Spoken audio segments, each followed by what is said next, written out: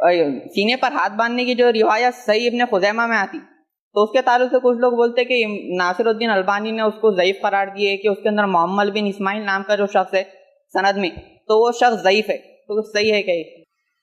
دیکھیے بہت سی بار یہ نماز میں ہاتھ کہاں باندھتے ہیں، اس پہ بہت زیادہ مسائل لوگ اٹھاتے ہیں اور مجھ سے بہت زیادہ لوگ سوال کرتے ہیں۔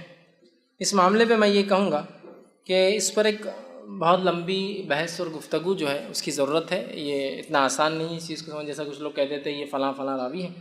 اس معاملے میں ایک سب سے بہترین تقریر ہے، سب سے بہترین بیان جو کافی بحث مدلل بحث سے بنیاد ہے، وہ ابو زید ضمیر کا نماز میں ہاتھ کہاں باندھے۔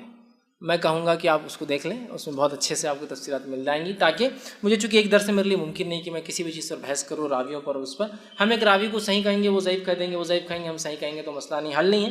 لہٰذا محدثین کا جو کلام ہے کن کن نے کیا کیسے انہوں نے بہت تفصیل میں رکھا۔ میں چاہوں گا کسی کو اگر یہ بحث میں جانا ہے تو ان کا کہ ہاتھوں کے متعلق دو حدیثیں الگ الگ ملتی ہے۔ ایک حدیث میں آتا ہے وضع رکھا، یہ رکھنے والا طریقہ ہے رکھا۔ ایک حدیث میں آتا ہے قبض پکڑا، پکڑنا بھی ثابت ہے اور رکھنا بھی ثابت ہے، آپ دونوں پر عمل کر سکتے ہیں۔ لیکن بعض لوگ 2 انگلی سے پکڑتے ہیں اور 3 انگلی رکھتے ہیں، اس کی کوئی دلیل نہیں ملتی، اس کا کوئی ثبوت نہیں ملتا۔ اب آ گیا جو آپ نے وہ بات کی ہے، تو بھائی بخاری میں ہے کہ نبی الاسلام اپنا دایاں ہاتھ بائیں زیرہ پر رکھتے تھے۔ اب زیرہ جو ہے وہ انگلیوں کے پورے سے لے کر کونی تک ہے۔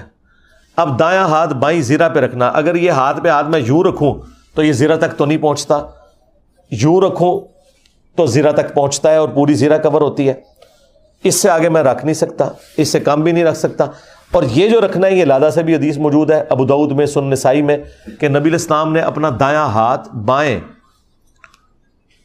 رزق کہتے ہیں اس انگلی سے لے کے کف تک کو، کف عربی کا لفظ ہے، رزق کف اور ساعد پر رکھا۔ ساعد یہ کہلاتا ہے یہ یہاں سے لے کے یہاں تک، ساعد کف رزق، ان تینوں پہ دایاں ہاتھ یوں ہی آتا ہے، ٹھیک ہے۔ یہ ہو نہیں سکتا کہ آپ یوں ہاتھ رکھیں، ورنہ تو یہ حصہ ساعد رک ختم ہو جائے گا۔ تو بھائی آپ چھوڑ دیں، اگر آپ کو باندھنے کا مسئلہ ہے آپ کھول کے پڑھیں، کوئی مسئلہ نہیں، کھول کے بھی پڑھنا ثابت ہے۔ صحابہ کرام میں قدر مشترک کیا تھی؟ ان کی نمازوں میں خشوع تھا، جو آج مارکیٹ میں شارٹ ہے۔ ہاتھ باندھنے میں بڑا اختلاف تھا صحابہ کرام کا۔ ہاتھ باندھنے میں خوب سمجھ لو، یہاں ہاتھ باندھنا سینے پہ، کوئی صحیح حدیث کسی کے پاس نہیں ہے۔ دعوے کرنے والے بہت ملیں گے، اور یہ جو احناف دعویٰ کرتے ہیں کہ ناف پہ ہاتھ باندھے جائیں گے، اس کے بارے میں بھی مرفوع روایت ہمارے علم میں کم از کم کوئی صحیح روایت موجود نہیں ہے، کسی کے پاس بھی نہیں ہے۔ اس بارے میں ہر مجتہد نے اجتہاد کیا ہے، 2-3 حدیثوں کو جمع کر کے اپنی رائے قائم کرنے کی کوشش کی ہے۔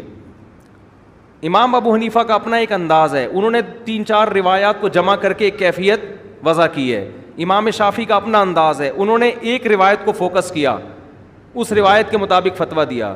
تو جو اس میں جزم کے ساتھ کہتا ہے نا یہ طریقہ صحیح ہے باقی غلط ہیں، وہ 100% غلط کہہ رہا ہے۔